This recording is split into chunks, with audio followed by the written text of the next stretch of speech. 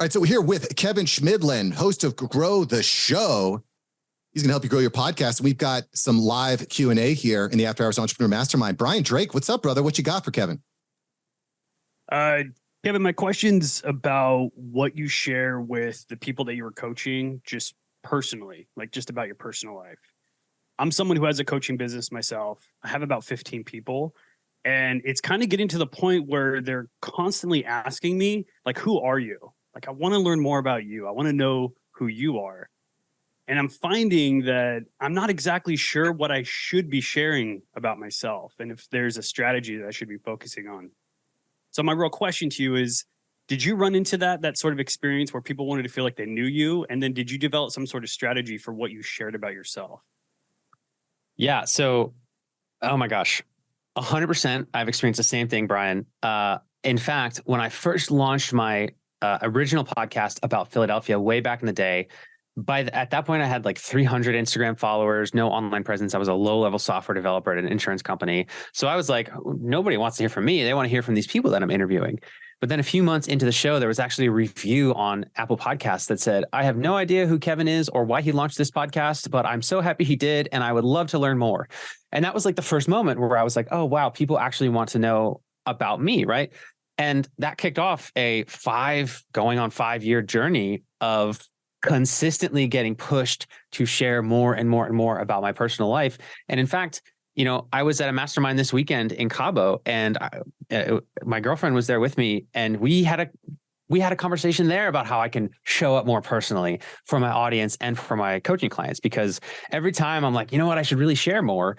Number one, people are like, this is wonderful. This is so cool. I didn't know this about you. And there's still something that I'm like holding back where it's like, why? Like, why hold back? And what I found, it's just fear, right? I'm afraid that either they are just not going to be interested in that side of me, or I don't know. I'm just like, why? Like, they're here to learn about podcasts. Why do they care that I like to DJ house music, or that I'm like a huge baseball fan and I've been to every single baseball park in the US, or like all these other things that I'm like, I don't know, that's not relevant. But then other people find out about it and they're like, that's awesome. Wait, you DJ? I'm into electronic music. Oh my God. And it just adds so much dimension to you as a creator. And like, I'm just like you. I'm like, what's the framework? Like, why does this work? How can I apply this, to further my goals? And what I found is that the reason why it works, and that my framework is just share, just like whatever you're up to, just tell them. And it's not like that you giving them information that they're not interested in is going to drive them away. They're just not going to see it. And that's okay. But the stuff that they're really interested in, it's going to draw them in. And the reason why it's so powerful is because the reason why people hire you as a coach is sure because of the knowledge and the tactics that you have, but it's also because of who you are. It's because they want to be like you, right? They, to a degree, want to live the life that you live. They want to have what you have. And they're also like, nobody wants to be a one-trick pony themselves. So when you make it seem like you're a one-trick pony and all you do is the thing that you coach about, then they're like, well, I don't know if that's how I want to be, right? I don't want to only be about podcasts. So when I share, hey, I go to 5 electronic music festivals a year. Hey, I'm at baseball games all the time. Hey, I moved to Miami and I'm on the beach once a week. They're like, oh, so you get to be an expert in this thing and also live this awesome life and have all of these interests. I want that too, right? So that's the psychology of why it works. And like I said, all through time. And I'm sure if you ask me again in 5 more years, I'm going to be like, oh, back then I totally wasn't sharing enough about my personal life, right?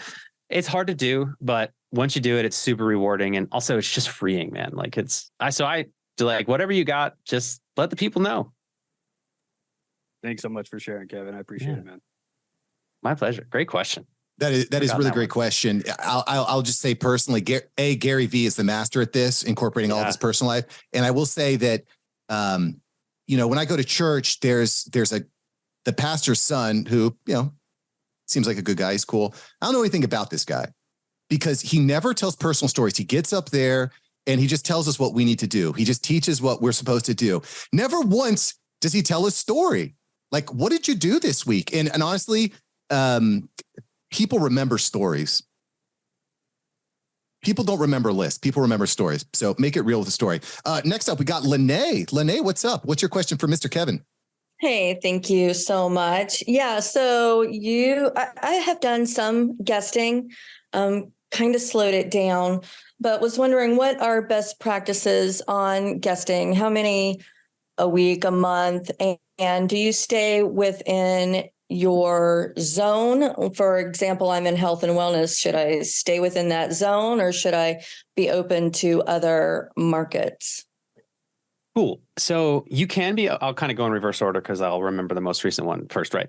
So you can, like, if you're being a guest on other podcasts for the purpose of getting more listeners to your podcast, then I do recommend picking shows that are really likely to have your future listeners already as listeners.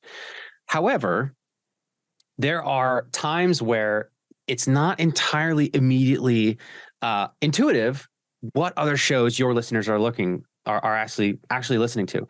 So first off, I recommend everybody check out, there's a tool called the Rephonic graph. So if you haven't seen it before, the website is Rephonic, REPHONIC.com/graph. You don't have to like pay for their service or whatever. It's great, but you don't have to. What that'll do is that you put in your podcast, it's going to pull for you all of the other podcasts that on Apple, it says listeners who listen to this also subscribe to, right? So you get to see those 15 to 30 shows that your audience is also listening to. There's always inspiration there, not only for direct collaborations, but for other, markets. So as an example, one of my very, very first clients, Anna Dearman-Kornick, she has a podcast about time management for women. So we said, okay, let's look at the listeners also subscribed to area and see if there's any inspo down there. Sure enough, she looked and half of them were real estate shows. She was like, what, real estate? But if you think about it, it makes sense.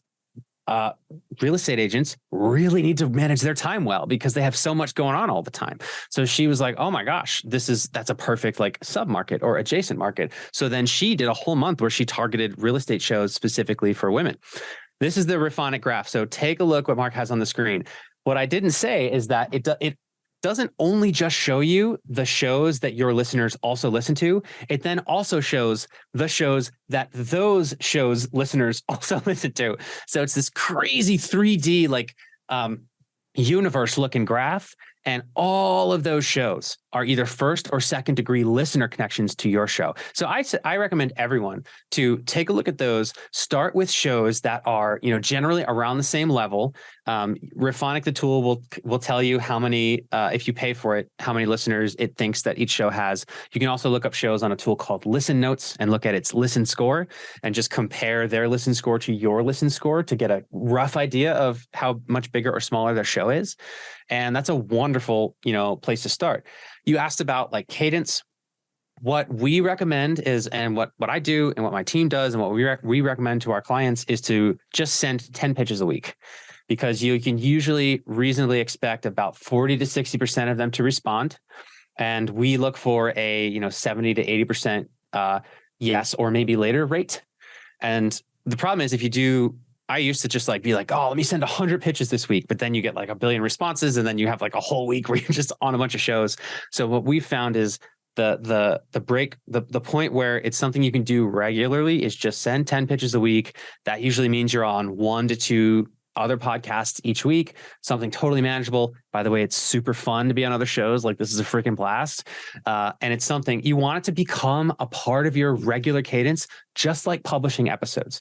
So podcasting, YouTube notwithstanding, and Mark, keep me honest on this because you have a better idea of YouTube. I'm not on YouTube as much, but YouTube notwithstanding, podcasting doesn't have an algorithm. So just audio. We're talking Apple, Spotify, etc. So in order to get people to tune into your show, it has to come from you.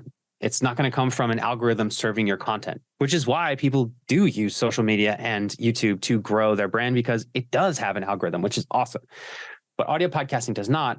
So in order to get new listeners, you need to regularly be doing something to get those listeners to find out about you. And so that's why we recommend, just like you've made it really consistent that you publish an episode every week, you also want to make sure that you're being featured on another show every single week. So I know that was a lot. I feel like, was there any other piece of your questions that I didn't touch upon? No, I think that was it. Thank you so much. Yeah, happy to help. Great questions. Bro, this Rephonic.com is nuts, right? dope. This is mind blowing. You're blowing my mind. That's why we host these events, by the way. That's why we host these interviews, because there's so many amazing technology pieces out there nowadays. Really, really great share, Kevin. Thanks. Ben, Lene Goolsby, by the way. Thank you for the great question. Yeah, thanks, Lene. That was great. My pleasure. Thank you. Yo, are you interested in business ownership? For many entrepreneurs, the journey starts with non-food franchising. Franchising is simply the better option for many entrepreneurs, and demand is at an all-time high.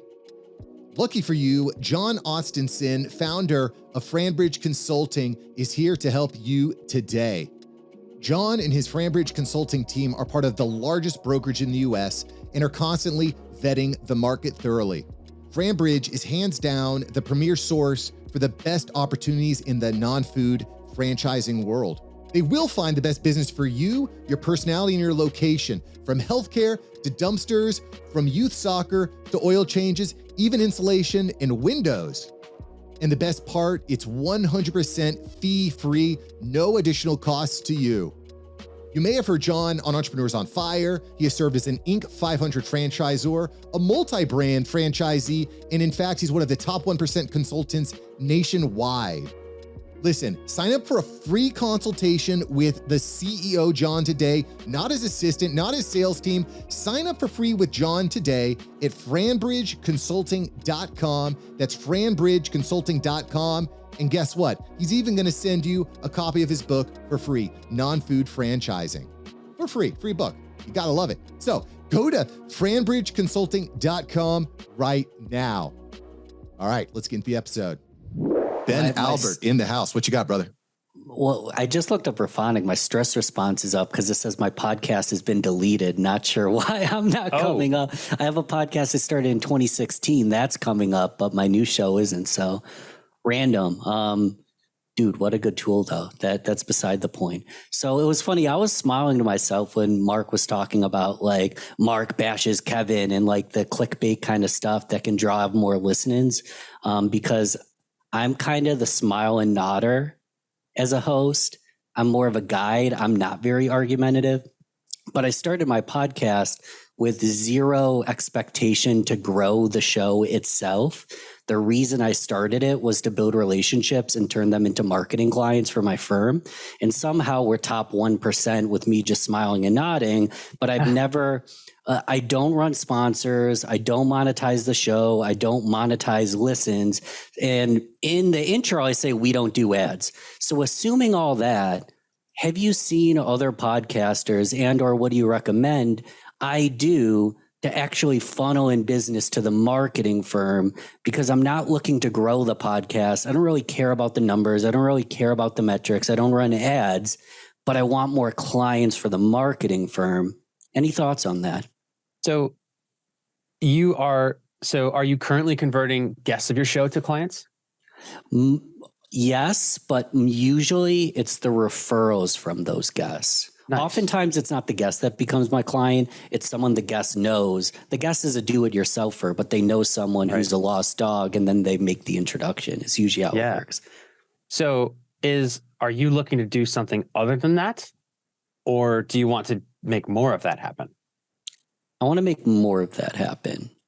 Do you ask your guests for referrals, or is it just kind of as it comes up?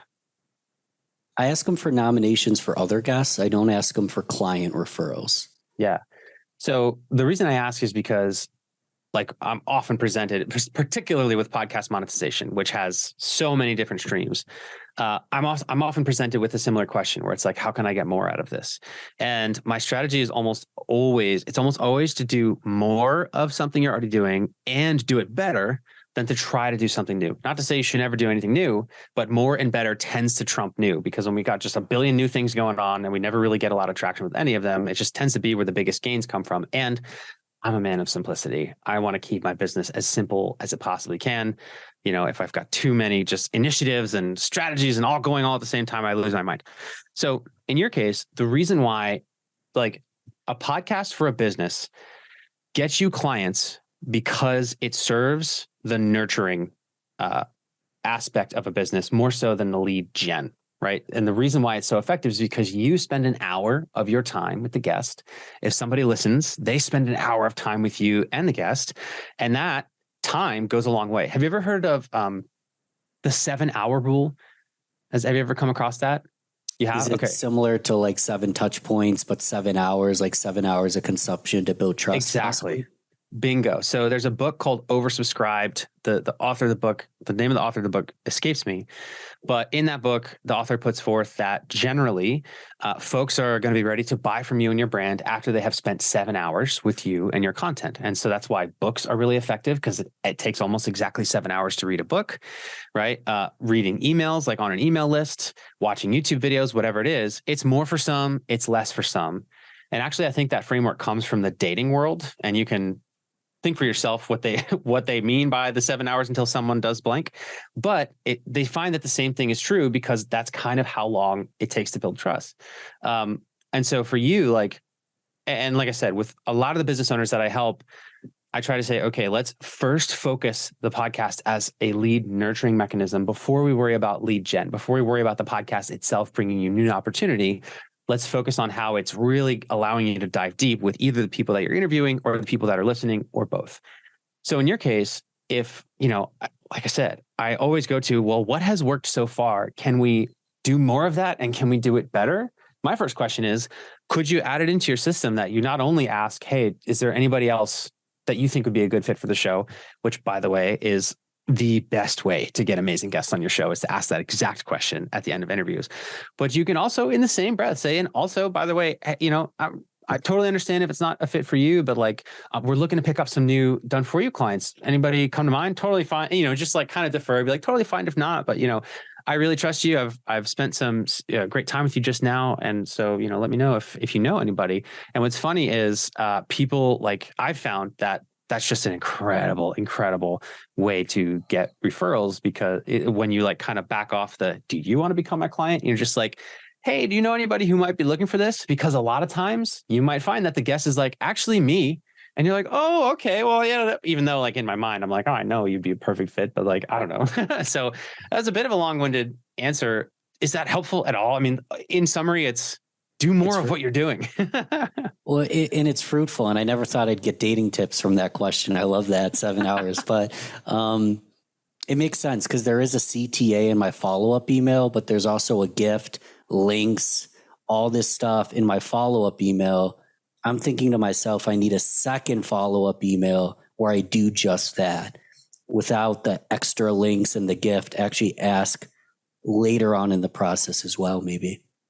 So I would push back a little bit on that. And I would say, just like how you ask, like at the end of the interview, you could say, okay, I got 2 questions for you. Number 1, is there anybody that comes to mind as a potential good fit to be featured on this show? And let that conversation run its course. And then you say, okay, the second question is, we've got a couple openings for new clients. So I'm currently in the market for new done for you clients. So does anybody come to mind as somebody that, might be interested in, having XYZ done for them? And a lot of times they're going to say no, but here's why I would do it then rather than in a second follow-up email, because then they know you're looking. And then their mind, their subconscious will then be put to work. And then a week later, when they come across so-and-so who hits them up for coffee, they're going to be like, oh, shoot, Ben's looking for clients. This is perfect. Hey, Ben, you know what I mean? So it gets their mind working about it ahead of time. Rarely will they, off the top of their head, know somebody exactly, but getting their mind working on it then, rather than, risking that they don't open the follow-up email or whatever it is, I think will bring you more referrals. I agree, man. I'm going to do both. I'm going to do it on the spot and add it to the second. So there's more of a sequence there rather than doing it all at once. That's kick butt, man. Thank you. My pleasure. Great question. What a great group, man. You guys rock. What a great audience. Yeah. No, thanks for being here. All these sessions are so informative.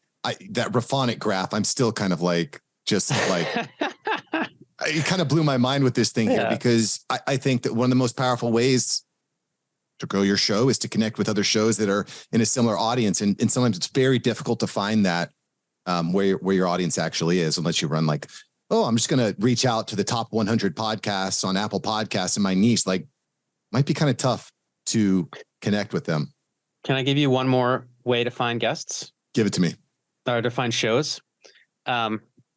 I created an algorithm that I call targeted podcast pitching. And so I have guests on my show, right?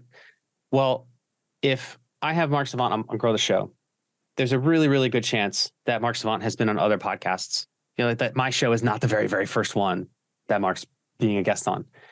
And there's also a really good chance that Mark has selected the shows that he's been on as worthwhile, right? They're good shows that have a good audience, and that helped him grow his audience. So, and all those shows that Mark Savant has been on, I have a direct personal connection to. So Mark, I emailed you last week. I said, hey, what was the subject? Hala Taha episode. And Mark, I know you, like we know each other, we met before, but this came about through this process where I said, hey, Mark, I see that you've had Hala Taha on your podcast. So did I. Doesn't she rock? By the way, what would you say about doing an episode about podcast growth? So this is awesome, Ben. So every single time you have a guest on your show, that unlocks hundreds of other podcasts that person has already been on, that number one, you have a personal connection to, and number two, they likely have vetted as being worth your time. So instead of like, I would never recommend just like searching for business podcasts. If you just go by the Rephonic graph and every single guest that you have on your show, look up the shows that they've been on and talk to those people. It's just this never ending exponential graph of great potential collaboration connections. So that's our flagship framework. It's exactly how it works. That's what we got all of our clients and audience to.